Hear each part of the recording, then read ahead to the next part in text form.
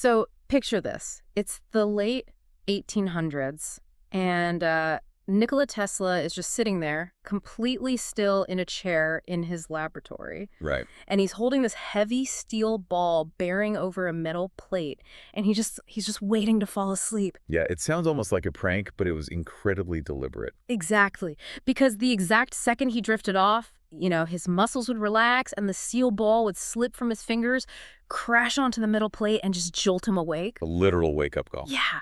And in that totally disorienting, split-second window of waking up, he would grab a pen and immediately write down the structural secrets of the alternating current motor.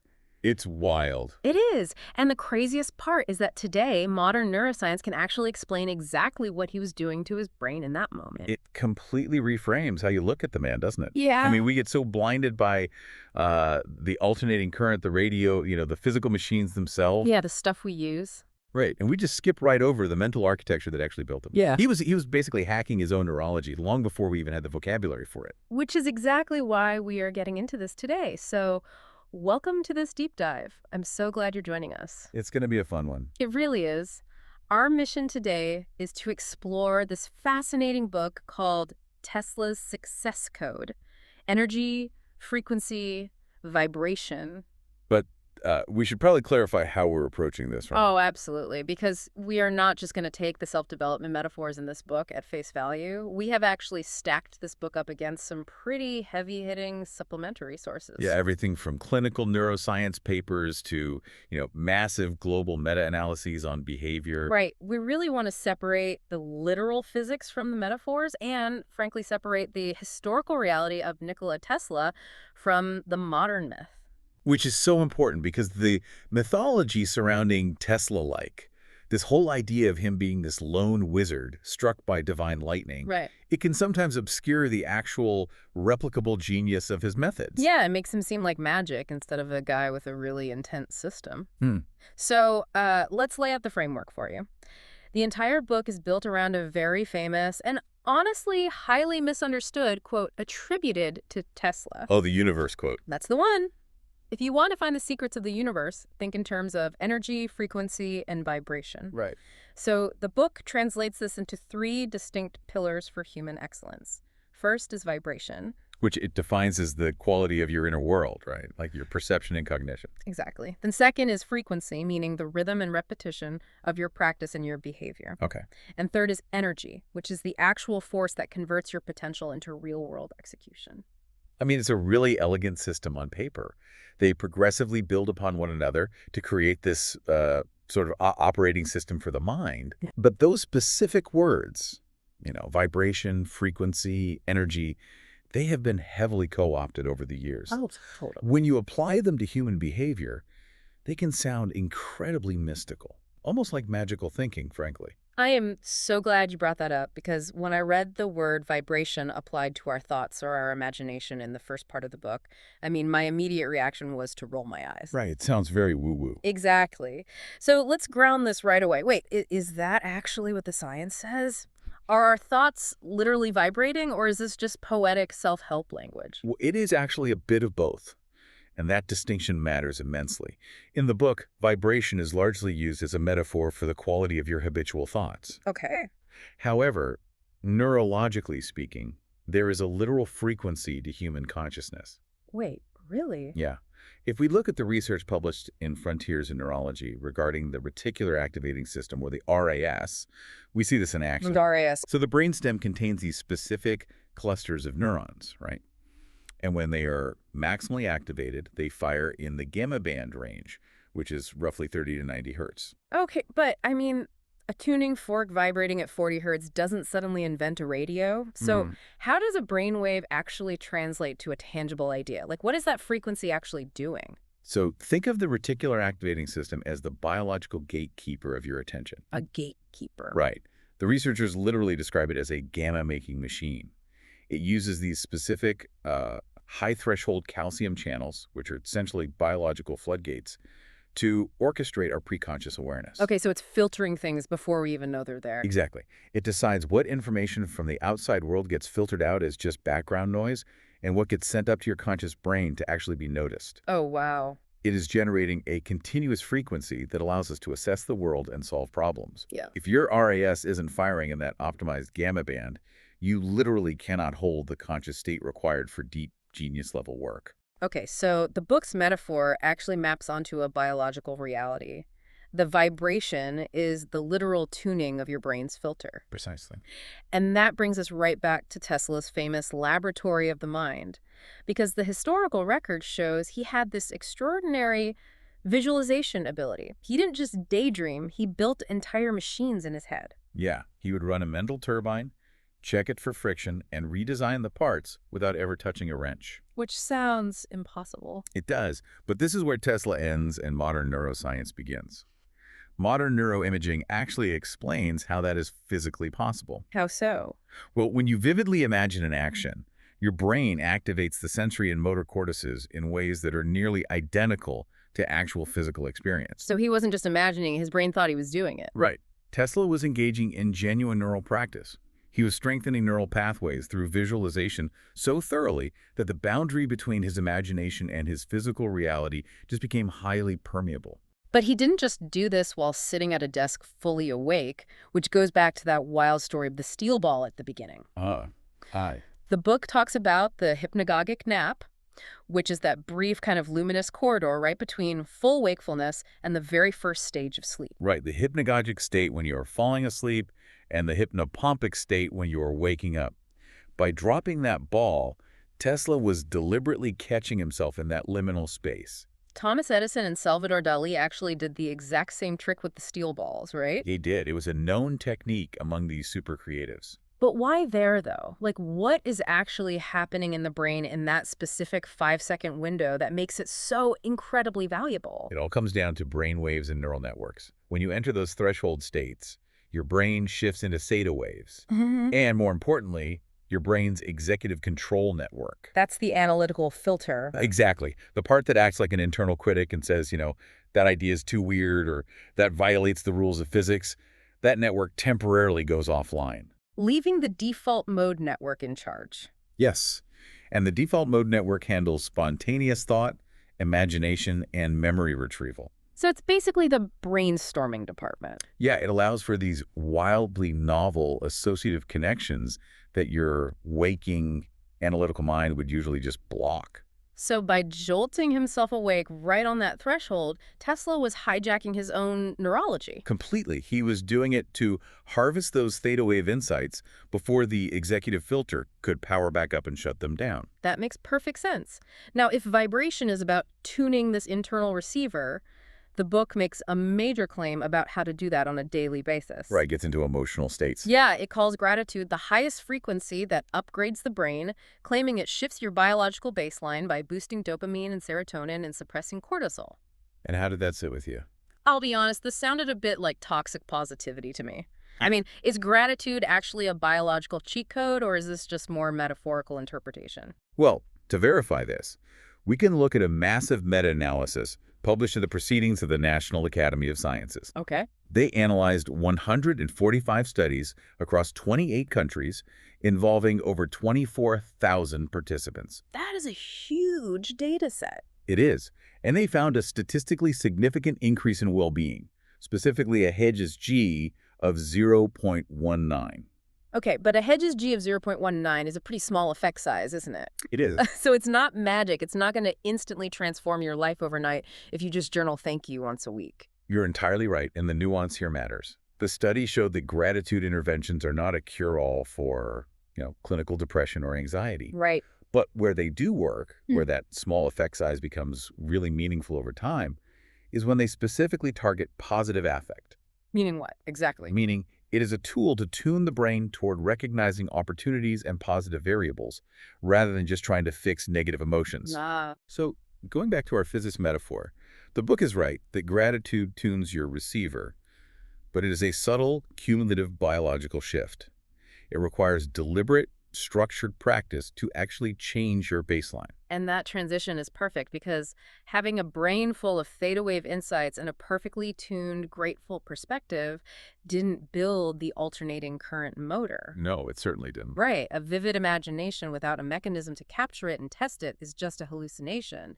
So how did Tesla actually cross the bridge from thought to physical reality? That is the core of the issue, and it perfectly transitions us into the second pillar of the book's framework: frequency. Okay. Now, the book uses frequency as a framework, but what does frequency actually mean scientifically in terms of our behavior? Right, because in physics, frequency is how often something vibrates per unit of time. Exactly.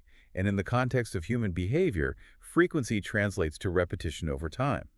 It is the relentless rhythm of your practice. Right, because extraordinary results are usually the visible consequence of repeated, invisible behaviors. That's perfectly said. Scientifically, this rhythm is all about building myelin. Myelin, okay. Yeah, every time you repeat a thought or an action, you stimulate the production of myelin, which is this fatty tissue that insulates your neural pathways. So it's not the cliche I hear a lot where people say habit building is like paving a dirt road until it becomes a superhighway. Not quite, no. It's actually more like upgrading from a leaky copper wire where the electrical signal is bleeding out into the surrounding tissue to a high-speed fiber optic cable. Oh, that's a great way to put it. The thought doesn't just move faster, it moves without losing any electrical energy along the way. That is a much more biologically accurate way to look at it. Yes. Repetition literally insulates the circuit. It turns effortful, energy-draining conscious thought into high-speed automatic connection. And this taps into what James Clear talks about in Atomic Habits, right? Like Yeah. 40 to 45% of our daily actions are just automatic habits. Exactly. It's the loop of cue, craving, response, and reward. Clearer argues that true long-term thinking is actually goalless. You just fall to the level of your systems. And this is where I think we really need to separate the historical Nikola Tesla from the modern pop culture myth. Absolutely. Because we love to paint him as this spontaneous wizard who just had flashes of divine inspiration, built a machine in a day, and changed the world. But his historical reality was incredibly obsessive. Pathologically so, in some cases. Yeah. His genius was rooted in an extreme reliance on routine. He didn't just casually visualize. No, he systematically repeated his mental experiments thousands of times. He was known to count his jaw movements while eating to ensure they were divisible by 3. Wow. He would calculate the cubic volume of his soup plates before he ate. Which sounds exhausting, honestly. It sounds like a double-edged sword. It absolutely was. It Yeah. isolated him socially and probably contributed to his later mental decline. Right. But from a purely functional standpoint, his strict adherence to routine eliminated decision fatigue. Oh, that makes sense. Think about it. We waste an enormous amount of cognitive load every day just deciding when to work, how to work, or what to eat. Yeah, just staring at the fridge drains energy. Exactly. Yeah. Tesla's obsessive routines meant he never spent energy on those variables. His frequency, his relentless behavioral rhythm provided a rigid structure that set his intellect free to focus entirely on engineering. You know, James Clear has that quote, "Every action is a vote for the type of person you wish to become." Yes. And for Tesla, he didn't just do visualization. His identity was built on it. He was an inventor. And that identity is what gave him his persistence. This is his anchor. Because this is a man who was stripped of funding. He watched competitors like Marconi take credit for his patents. Right. But his systems kept him going. He fell to the level of his systems. Which brings us to a critical bottleneck in the book's framework. Okay, what's that? Well, you can have the perfect wiring, the frequency, and you can have the clearest signal, the vibration. But if you don't have power running through the system, nothing happens. Right. If vibration is the steering wheel and frequency is the engine structure, energy is the fuel. A powerful idea, even perfectly insulated by myelin, is completely useless without the sheer force to execute it. Exactly. And that is part 3, energy. This is where the physics metaphor is perhaps the most literal in the whole book. Newton's first law reminds us that an object at rest stays at rest. Potential energy must become kinetic. The inertia tax. Yes. The book points out how catastrophic the stop-start cycle is for creative work. If you work intensely, check your phone for 10 minutes, and then try to start working again, you pay that inertia tax every single time. It's brutal on the brain. You have to overcome the friction of starting from zero, Exactly. and it just drains your cognitive battery. To avoid paying that tax, you have to manage energy as a finite physical resource. How does the book suggest doing that? Well, mentally, the book emphasizes cognitive offloading. Yeah. You have to externalize your tasks to protect your working memory. Like writing things down so you don't have to hold them in your head. Exactly. Tesla was famous for his extreme single-problem focus. He worked on one problem at a time through to completion. This runs completely contrary to our modern culture of constant multitasking. Yeah, which just fragments our mental energy and forces us to constantly pay that inertia tax. Which I say. But what about physical energy? Because if we were looking at the historical Tesla, we have to talk about the sleep myth. Oh, it's one of the most persistent and dangerous myths out there. He famously claimed to sleep only 2 hours a night. Which is biologically impossible to sustain long-term without severe cognitive impairment or, outright psychosis. Right. The historical reality is much more nuanced. While his nighttime sleep might have been brief or fragmented, he engaged in those deep hypnagogic naps we discussed earlier. Ah, so he was supplementing. Yes.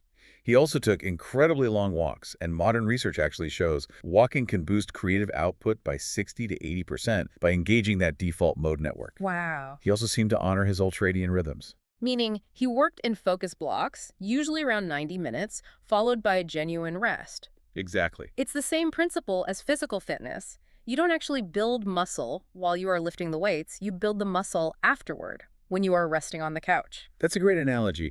True adaptation, whether it's physical muscle growth or the strengthening of myelin and neural pathways, happens during the recovery phase, not during the training itself. So Tesla's intense work was supported by intense, deliberate recovery. You cannot output high-level energy without structured input. But, the book argues his ultimate fuel wasn't just well-timed naps or long walks. Right. His ultimate energy source wasn't coffee. It was his purpose. He was driven by the desire to provide unlimited, free electrical power for humanity. And when you look at the mechanics of energy burnout, a contribution orientation makes perfect sense. How so? Working for something larger than yourself liberates your energy from ego management. Oh, that's interesting. Yeah. Think about it. If you are constantly worrying about how you look, whether you are getting enough credit or protecting your status, you are bleeding energy. That's so true. When the goal is simply the work itself and its benefit to others, you tap into an inexhaustible fuel source. The friction of ego is completely removed. Okay, let's synthesize all of this, because the book doesn't just leave these as abstract concepts, right? It brings all 24 of its specific practices together into a single 24-hour blueprint called the Tesla Daily Protocol. It is the practical culmination of the book. It shows how these elements interact in real time. Let's walk through it for you, because the mechanics of why this protocol works are fascinating. It starts in the morning with that hypnopompic state. Right. Wake up slowly, and before you look at a screen, before you do anything, you capture your thoughts without editing them. The mechanism there is crucial. You are capturing ideas before cortisol naturally spikes to wake you up fully, Yeah. which often triggers anxiety-driven planning. Right. You are getting the raw data from your default mode network before the executive filter comes online. Then you move into 10 minutes of movement to shift the physiological state, 10 minutes of visualization, and a gratitude practice to set the vibration or the cognitive filter for the day. Setting the baseline. Exactly. And only then do you move into deep work. And relying on your frequency, those myelin-built habits, you engage in 90-minute blocks of single-task focus. You aren't deciding what to do.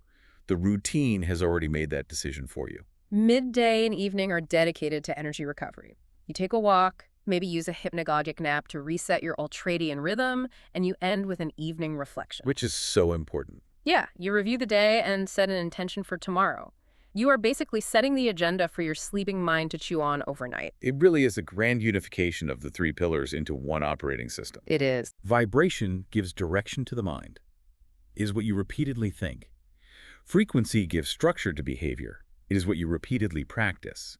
And energy gives force to execution. It is what you repeatedly act upon. And that is the book's central challenge to you, the listener. This code is no longer merely something to understand intellectually. No. It is something to practice. You have to actually build the myelin. Because knowledge is completely inert until it is applied. I want to leave you with a final thought today. Nikola Tesla once said, "The day science begins to study non-physical phenomena, It will make more progress in 1 decade than in all the previous centuries. A powerful quote. Based on everything we've unpacked today, from gamma brainwaves acting as the gatekeepers of our reality to the neural insulation of myelin to the sheer force of purpose, what if the non-physical phenomena Tesla was referring to wasn't just radio waves or invisible electricity? What if it was the sheer untapped electrical power of your own focused attention? Now that is something worth taking a long walk to think about. It really is. Thank you for joining us on this deep dive. Step away from your devices, take that walk, let your default mode network take over, and start turning your own invisible ideas into reality.